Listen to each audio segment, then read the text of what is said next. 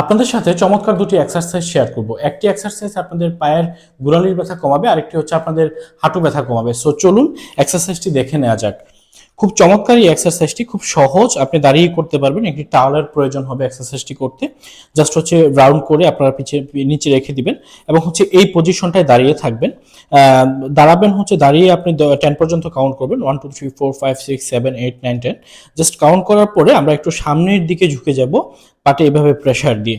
দেন এই পজিশনে যেও আমি 10 পর্যন্ত কাউন্ট করব, 1 2 3 4 5 6 7 8 9 10। Just slowly down. এরপরে আমি অন্য পার্টি করে নিব এরকম ভাবে। খুব ভালো স্ট্রেচিং হয় এভাবে। কাউন্ট করবো আবারও 10 পর্যন্ত, 1 2 3 4 5 6 7 8 9 10। Then finish. এরকম ভাবে আপনি 10 করে 20 বার করে নেবেন দুটি পায়ে। চেষ্টা করবেন আপনার দিনে 3টা সেশন করার জন্য। যদি না পারেন 2 বার করবেন। যদি রেজাল্ট পেতে চান তাহলে আপনি টানা